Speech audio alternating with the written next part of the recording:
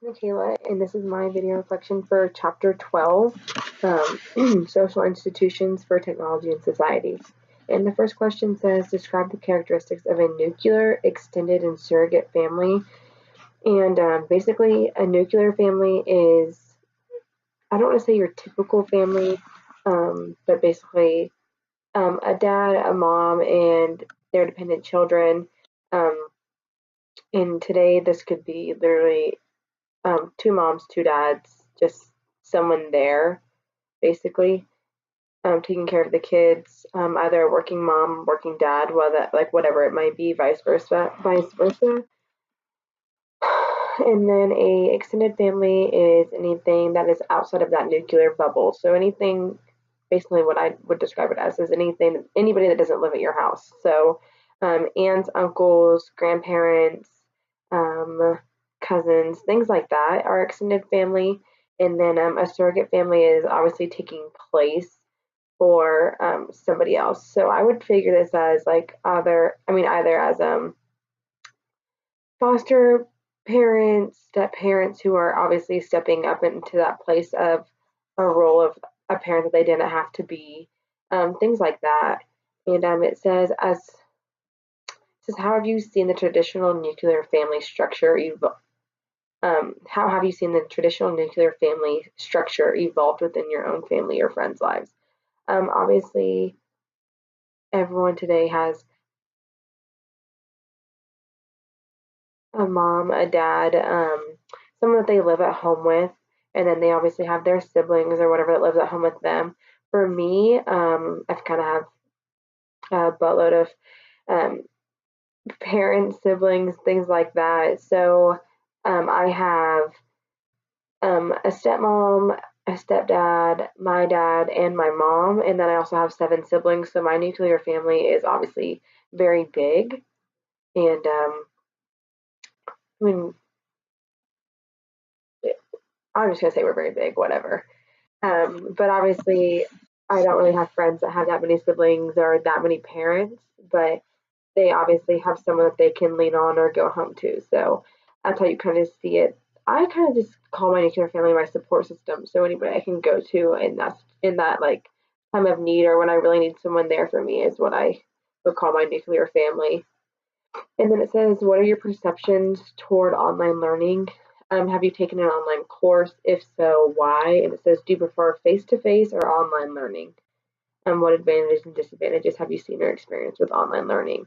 Um, yes, I've taken an online class before. I've taken two.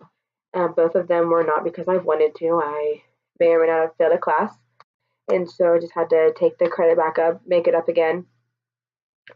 Personally, for myself, I just don't have the motivation to do online learning. Um, I just really don't like sitting at home doing my schoolwork by myself when I could be in a class and getting obviously um, some social interaction with other peers. And obviously, my teacher is right there for me to ask him or her questions. I just really feel like doing online classes is kind of like a disadvantage just because you're not there. If you have a question right that second, you have to email your professor right away. Obviously, um, it's just I'm not the type of person that learns in an environment where I have to teach myself everything or I have to push myself to do my assignments or things like that. Like I would just much rather be in a classroom. Also, like an advantage for taking an online class is it's flexible. Like I worked all summer, or whatever, and then took an online class. Like I had that freedom to take my online class whenever the heck I wanted to. I could do it at 3 in the morning if I wanted to. It was just always flexible as long as I was turning my assignments whenever they were due.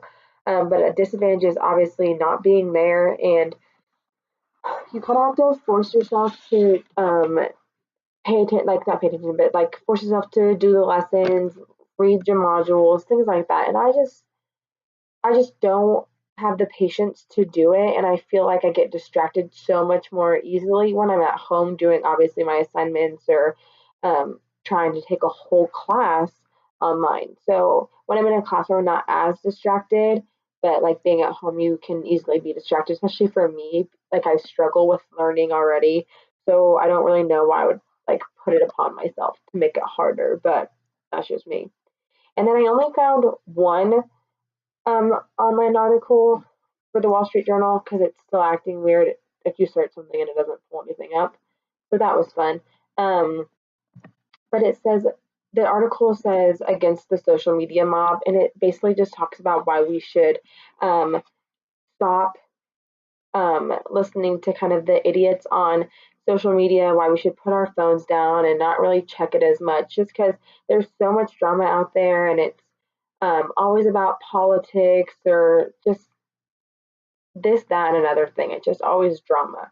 And I thought that was kind of fitting for this because obviously the last thing on our notes was recreational activities, and the question was how has technology changed? I mean, obviously we live on our phones. Everything is obviously in a handheld device that I can look at when I'm at school, work, commuting to both places, things like that. And so we obviously live on social media. That's where some of us get our news. Might not be correct news, but that's where they get it.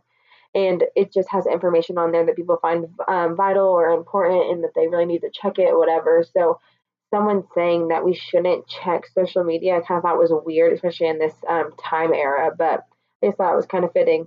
But, all right, thank you.